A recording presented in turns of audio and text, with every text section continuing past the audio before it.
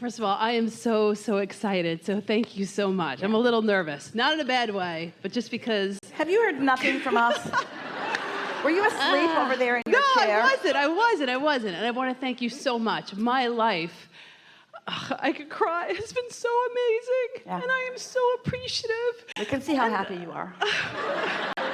It's horrible, but I am so thankful because it just gets better and better. And it's because of your teachings and applying it. And it's because the laws of the universe is as they are. And now that you're consciously aware of them, yes, you're in control. You're is. Utilizing the law of attraction to your advantage instead of your disadvantage. It really is. It is. And so I trust in the process, and my life is amazing, and things are unfolding, and I keep getting better and better.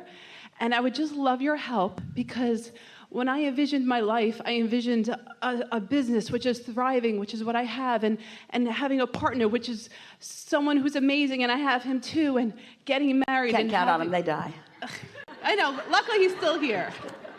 And getting married and having fun and having a baby and doing all those fun things. And does anyone feel a big butt coming on? And so what I would love your help with is knowing that there is no benchmark for which my age would allow when I'm ready to have a baby to be a factor. No, it's only what you believe. It's only what you practice thinking. If you keep worrying about that. I don't, but then I look at my age and I feel young, but then, you know, I'm like, I don't want to use that as. And yet you are right now. I know, and I don't want to. So stop it. Okay. All right. Okay. I love it. In other words, is there someone on your tongue forcing those words out of your mouth? No, but where are they coming from? When you go to the doctor. Oh. Yeah. Oh. And I know, like, a lot of my life has not. We like everything that you're saying, not just the part where you flatter us. No, but I mean it, though. We like those opening words when you were talking about how well your life is going, and we could feel the confidence that you had as you were speaking that. And so why is this subject that you are now presenting here, why is it an outlier to that? Confidence? Yeah. Yes, because I am excited about having a baby. I don't want one today. But wait, we want you to talk to us conceptually rather than specifically about the subject. Okay. Esther's daughter, Tracy, some years ago, Tracy's been studying the law of attraction since she was 14. That's when Jerry and Esther met Abraham. So Tracy's been at it for a long time. And like you, her life is going really, really well. And like everyone, she has ups and downs and some wobbles too, but mostly it goes really, really well.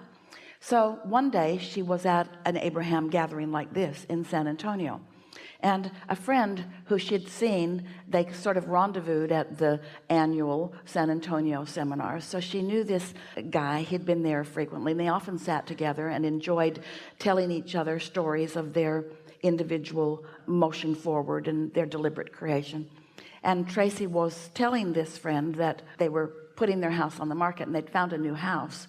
And she was talking about how she really didn't want to have to move twice. She really wanted her house to sell so that everything would be a smooth transition. And he said, so law of attraction works with everything except real estate. And Tracy laughed right out loud. She tells that story to everyone. She's told that story to her mother 20 or 30 or 40 or 50 times because it just shook her up so much that the problem that she had seems to be the exception to the law of attraction, but everything else, no. And so that's sort of what we're wanting to play back to you. It's the way we started today, that there's this reality that so many people are buying into that you are using as your justification for your limitations about things that you want. And what's really funny about this is that it isn't even something that isn't happening to you because someone is taking it away from you. What you're saying to us is, I'm choosing not to do something that I want to do. And am I waiting too long in my choice of waiting that I won't get? And we say, doesn't that strike you as funny? Doesn't it strike you as funny that your inner being, who knows who you are and knows what you want, wouldn't let you go past that point? Doesn't it make perfect sense to you? Doesn't it make perfect sense to you that everything's working out for you, and that all the inspiration is coming, and the things that you want, and you're being guided to the path of least resistance? So if you're saying to us, I believe in my vortex, and I believe in my connection, and I understand my guidance system, but there's just one thing I'm afraid might get by me. And we say, you can't have it both ways. It's either real or it isn't. It is real. Your guidance is either vivid or it isn't. It is vivid. You're either sensitive to your guidance or you're not. You're sensitive to it. So what your question actually was saying to us is, Abraham, there are beliefs in the world that are getting in my way. And it bothers me every time I let the beliefs in the world get in my way.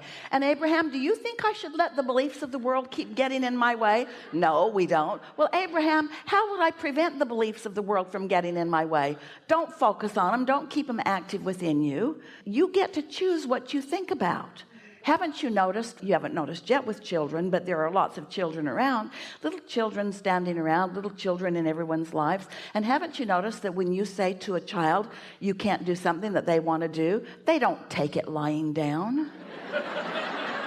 They look at you like you're nuts.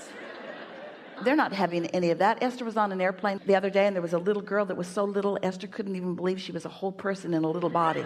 She only stood about that high, but she could walk. She may have been speaking another language. Esther didn't hear her say anything, but she didn't want to be confined into her parents' arms. And so anytime that they could, they let her sort of run around. And she was right across the aisle from Esther, so she spent most of the flight standing next to Esther's seat, just looking up at Esther, and Esther looking down at her, and Esther would wink at her, and Esther would move her tongue around in her mouth, and Esther was just doing things to entertain her. And she wasn't showing any signs of really being entertained, because in her world that's not so allowed, but she was silently really enjoying Esther. And Esther has a big ring that she wears on this finger and a big ring that she wears on this finger. And so Esther put her rings over where the little girl could see them, and the little girl touched one ring like a button, and then she touched the other ring like a button, and then she touched both rings at the same time. She could feel some sort of energy moving through Esther's body, through these rings into her body. And then she touched one ring and felt nothing, and touched the other ring and felt nothing, and then touched both rings. And then she touched one ring, and her own earring felt it again. She and Esther just had this conversation, this energetic conversation. What she knows at the core of her being, and what Esther knows at the core of her being, their inner beings were having a conversation with each other. She was being inspired to action. Esther was being inspired to action. There are so many levels that you are being tended to. There is so much information that is coming to you. There is nothing that you cannot be or do or have. There is no limit to your ability to attract. It's everywhere. Esther's on an airplane with no entertainment in the headrest, and a little angel of the world doing an energy demonstration for her at her seat. I've come to you to demonstrate the flow of energy, you see. There are no limits to how you can be entertained.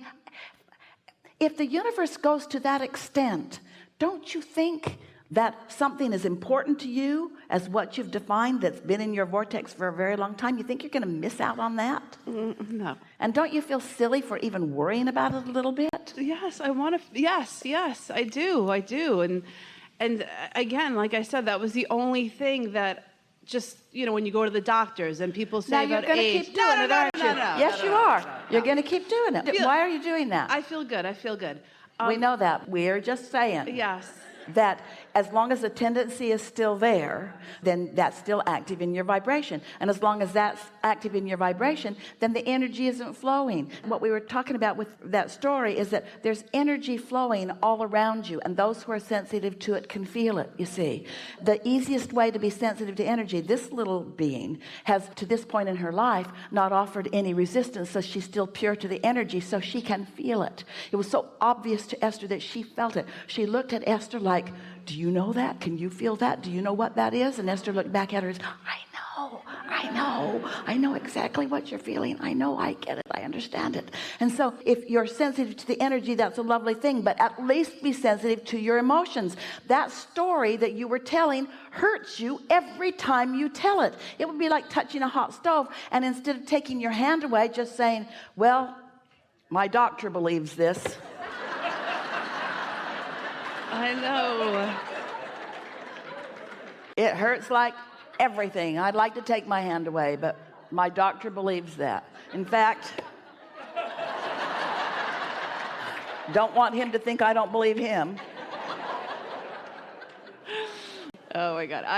I thank you so much, and I appreciate you so very much. And because of you, I live an amazing life. And so I thank you for choosing me and calling me up here today. Well, you're good for everyone, because everyone's doing some of that about something. Thank you. And you know what? The things you care the most about are the things that you're most likely to be wobbly about. And that reason for that is the things you care the most about are the things you think the most about. And the things you think most about are the things that you are most likely to introduce the most resistance to. That's why meditation and getting out ahead of it is a really good idea. I love it. Thank you so much. Yes, it is.